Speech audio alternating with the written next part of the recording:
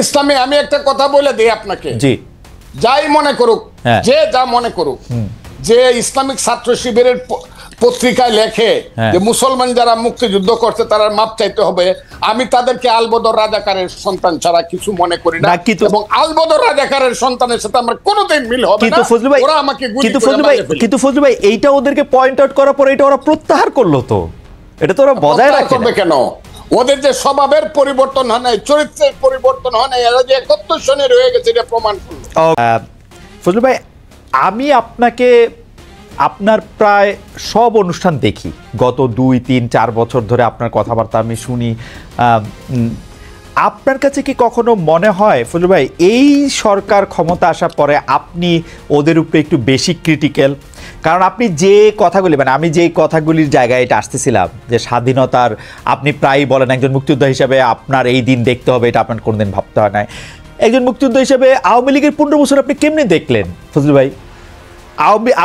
আপনি সংবিধানের মূলনীতির কথা বলেন, আওয়ামী লীগ সংবিধানের কুল মূলনীতিটা মানছে, এই গণতন্ত্র, সমাজতন্ত্র, ধর্মনিরপেক্ষতা, জাতীয়তাবাদ। কোন সংবিধান দেখা বাংলাদেশটা পরিচালিত হয়েছে? ভোট হোক, যাই হোক। কিন্তু যদি আপনি তুলনামূলক জায়গা থেকেও বলেন, আপনি বিএনপির জায়গা থেকেও আপনার আমি প্রশ্ন করতে পারি যে বিএনপির আমলে কোন বাংলাদেশের কোন সাংবিধানিক মূলনীতি রক্ষা করা হয়েছে, বিচার বিভাগীয় হত্যা কোনটা বন্ধ হয়েছে? কিন্তু এই সরকারের সময় এসে আপনি এত বেশি হতাশ কেন হয়ে পড়লেন ফজলু ভাই? আপনাকে অসংখ্য ধন্যবাদ। আমি আমার সেই ভাইয়ের কথা, মাসুদের কথা শুনছিলাম। জীবনে কোনোদিন হতাশ হই নাই। এই বাংলাটা আমার ব্যাপারে ব্যবহার করবেন না, আমি কোনো হতাশ মানুষ না। আমি আপনাকে অনুরোধ করব এই বাংলাটা কেউ যাতে আমার ব্যাপারে ব্যবহার না করে। এক, 2 নম্বর হলো আমি এই সরকারের বিরুদ্ধে ক্রিটিক্যাল। এই সরকার যারা আনছে আমি এখনো চ্যালেঞ্জ করছি।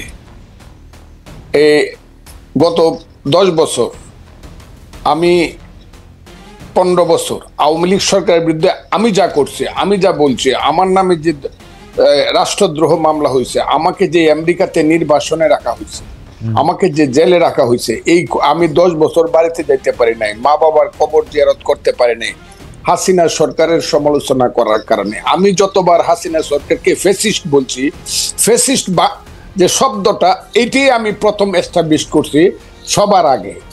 আমি একটা কথা সবসময় বলি, what Bengal things today, rest of India things tomorrow. Gokhale নামে একজন মহান ব্যক্তি এই কথাটা বলেছিলেন। আমি একটা বলতে চাই, আমি ওই দিন জনসভায় বলছি যে আমি যা বলি তার অনেক দিন পরে অনেকে সেই কথাটা বলে। এই সরকার ক্ষমতায় আসার পিছনে, ক্ষমতায় বলবো না, দায়িত্ব পাওয়ার আসার পিছনে আমারও অনেক বেশি প্রচেষ্টা আছে, জীবন মৃত্যুর খেলা আছে। আমার ছেলেগুলো রাত্র 3টার সময় বাইরে হয়ে গেছে, খুঁজে পাইনি, 5 দিন বাসায় আসে না। এগুলো আমরাও মাঠেও ছিলাম, বক্তব্য ছিলাম। ফ্রান্স বিপ্লব যে হয়েছে, বিপ্লবের কয়জন নেতার নাম আপনি বলতে পারবেন? কিন্তু ভলটেয়ার, রুসো, যারা ফিলোসফিক্যালি মানুষকে উদ্বুদ্ধ করছে, তাদের নাম বলতে পারবেন। এই দেশে যারা হাসিনা বিরুদ্ধে আদর্শগতভাবে মানুষকে উদ্বুদ্ধ করছে, আমি দাবি করি তার মধ্যে আমি শুধু একজন না, সবার মধ্যে আমি অন্যতম। আর বেশি বললাম না, বললে আবার নিজের ব্যাপারে বেশি ডুল পিটানো হয়। এক, আমি প্রত্যেকদিন বলতাম আমার ওয়াইফকে, যে কোনো সময় আমি মরতে পারি, তুমি বিধবা হইতে পারো, ছেলেরা এতিম হইতে পারে, ভয় পাইবা না। এইসব কথা আমি আপনাকে বলি। আওয়ামী লীগের বিরুদ্ধে আমি যে ফাইটটা, আওয়ামী লীগ মানে 15 বছর হাসিনার বিরুদ্ধে, 15 বছর না, 96 সন থেকে শেখ হাসিনার বিরুদ্ধে। আমার 3টা ইলেকশন শেখ হাসিনা লুট করে নিছে।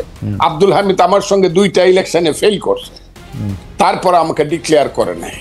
আমি স্বতন্ত্র ইলেকশনে 96 সনে আব্দুল হামিদের চেয়ে 5200 ভোট বেশি পাস করছিলাম। 96 এর ভোটটা গণলে এখনো প্রমাণিত হবে। কাজে আমি আওয়ামী লীগের প্রতি, আমি এখন বলতেছি যে আওয়ামী লীগের লিখতে 10 বছর সময় লাগবে। আপনি কি শুনছেন আমার এই বাক্যটা? কতদিন যাবত শুনছেন? আপনি নিজে বলেন। আওয়ামী লীগের বলছি, আমি বলছি আওয়ামী লীগের হাইব্রিডরা। প্রথমত শেখ হাসিনা নিঃশর্ত শুধু ক্ষমা না, কি ক্ষমা চাইতে হবে যদি বাংলার মানুষ ক্ষমা না করে? আওয়ামী লীগের এই হাইব্রিড যারা কোনোদিন এই দেশে পলিটিক্স করতে পারবে না। এই কথাটা আমি বলছি, প্রতিদিন বলতেছি, এখনো বলছি। এখন আমি বলতেছি সরকারের বিরুদ্ধে আমি না, কিন্তু সরকারের কর্মকাণ্ডের বিরুদ্ধে। আমি ইউনূস সাহেব যেদিন হয়েছে, আমি ইউনূস সাহেব সম্পর্কে যা বলছি, মাসুদ কেন, আপনি কেন, বাংলাদেশের কেউ বলতে পারবে না আমি ইউনূস সাহেবকে কি বলছি? শোনেন না আমি কি বলছি? 100 বছরের মধ্যে এমন সুসন্তান বাংলায় জন্মগ্রহণ করে নাই। বাঙালি মুসলমানের মধ্যে তিনি সুসন্তান যিনি নোবেল প্রাইজ দেন, এগুলো আমি বলছি। উনি, আমি 8 তারিখে রাত্র 9:30 উনি যখন শপথ নেন বঙ্গভবনে, আমি সবচেয়ে জোরে হাততালি দিয়েছি। আমার কথা ছিল এই বুঝি বাংলাদেশের পূর্বাকাশে কিছুটা সূর্য উদিত হলো এবং এখন থেকে সঠিক পথে লাইনটা যাবে। কিন্তু আমি যেদিন থেকে বুঝতে পেরেছি এই সরকার কূটকৌশল করিয়া নন ইস্যুকে ইস্যু বানায়া ফালতু বাজে কথা বইলা শুধু ক্ষমতাকে প্রলম্বিত করতে চায় বিনা নির্বাচনে, সেদিন থেকে টুকটাক কথা বলা শুরু করছে। টুকটাক আমার কথাটা বলেন। আমি কিন্তু প্রথম বলছি ঠিক আছে 2 বছর নেন, এখন কিন্তু 2 বছর বলি না। আমি একটা নিঃশর্ত ভাবে বলছি 2 বছর নেন। আমার দল আমাকে যে তুমি 2 বছর কেন দিলা, আমি বলছি দিছি ইউনূস সাহেবের মতো লোক 2 বছর দেন। কিন্তু যখন আমি বুঝতে পারছি এই যে মাসুদ বসে আছে, তারা আমাদের সন্তান, তারাই আগামী দিনে এই দেশে রাষ্ট্র চালাবে। আমি খুব দোয়া করব তারা যাতে যোগ্যতা সহকারে রাষ্ট্র চালায়। কিন্তু তাদের যে মূল নেতা বলা হইলো জাতিসংঘে গিয়া, তার নাম হলো বোধহয় মাহফুজ আলম, যাকে মাস্টার মাইন্ড হিসাবে ইউনূস সাহেব পরিচয় করে, এতে আমার কোনো আপত্তি। কিন্তু ও প্রথম দিকে কিছু কাজ করলো আমার ওই সন্তানটি, এবং কিছু কথা বললো যে কথাগুলোর সঙ্গে আমি সিরিয়া, ইরাক বা মধ্যপ্রাচ্যে কিছু আদর্শিক মিল পাই। আফগানিস্তানে এই মিলগুলো আমাকে আহত করছে। কেন আহত করছে? তারা গত 6 মাসে 6 মিনিটের জন্য মুক্তিযুদ্ধ কথাটাই বলে নাই। তারা মুক্তিযুদ্ধ বলতে চাইছে 47-কে এবং 24-কে। 24-কে আমি মাথার উপরে ধারণ করি। আমি আবারও বললাম, মাথার উপরে 24-এর জন্য আমার অনেক হৃদয়ে কান্না আছে, সেটা আছে। কিন্তু 47 আর 24-কে, 71-কে যারা বাদ দেয়, 71 হলো মুক্তিযুদ্ধ। এই মুক্তিযুদ্ধের পেট ছিঁড়েই বাংলাদেশের জন্ম। মুক্তিযুদ্ধ হলো বাংলাদেশের মা। কথাটা আমি বলি কিনা বলেন আপনি? না বলেন। মুক্তিযুদ্ধ না হইলে বাংলাদেশ হইতো না। যে মুক্তিযুদ্ধের পেট ছিঁড়ে বাংলাদেশ হলো, সেই বাংলাদেশের উপদেষ্টা হয়ে একজন তার মারে স্বীকার করতেছে না। মারে যে স্বীকার করতেছে না, সে তো সুসন্তান না। কিন্তু ফুলু ভাই, আপনি কি খেয়াল করেছেন যে 1 সপ্তাহ কম আগে জনাব মাহফুজ আলম একটা ফেসবুকে স্ট্যাটাস দিয়েছেন, যেটা শিরোনাম হচ্ছে মুক্তিযুদ্ধ মানে বাংলাদেশ। আমি শুনেছি। তাইলে ওই পেজটা উনি এই বিতর্কটা উনি সৃষ্টি, তাইলে আমি যদি বলি অবশেষে অরিন্দম কহিলা বিষাদে, আপনি যেটাকে লিবিয়া, সিরিয়া, ইরাক দেখতেছেন, সেটা কি আপনার কাছে মনে হয় এটা আপনার ইন্টারপ্রিটেশনে আপনি এরকম দেখতেছেন? আমার ইন্টারপ্রিটেশনে তাদের কথায় আমি আপনাকে বলি, তাদের কথায় আমি এরকম দেখতেছি। কেন দেখতেছি? এখন আবার কালকে দেখলাম তারা যে নতুন দল করবে, এটার যে কথাবার্তাগুলো তারা বলছে সব হলো লিবারেল ডেমোক্রেটিক পার্টির কথা। তা আপনি যদি সকালে একরকম কথা বলেন, দুপুরে একরকম বলেন, বিকালে একরকম বলেন, রাত্রে একরকম বলেন, তা আমরা আপনি একটা দেশকে কিভাবে পরিচালনা করবেন এবং কিভাবে একটা নতুন দল গঠন করিয়া? কিন্তু ফজলু ভাই, আপনি দেখতেছেন না, এরা তো একটা যুদ্ধের মধ্যে আছে। আসলে এই যুদ্ধ তো শেষ হয় নাই, এরা কিন্তু এখনো এই ভয় পাইতেছে। ফজলু ভাই, আপনার কিন্তু এই ভয় আপনি বহু আগে জয় করে আসছেন, যে এরা কিন্তু এই ভয় এখনো আছে যে একটা আওয়ামী লীগ সরকার আসলে তাদের কি করবে। এরা যখন মাঠে কাজ করতে যাচ্ছে, আপনি জানেন বিভিন্ন রাজনৈতিক দলের নেতাদের কিন্তু ওদের নানাভাবে মোকাবেলা করতে হইতেছে।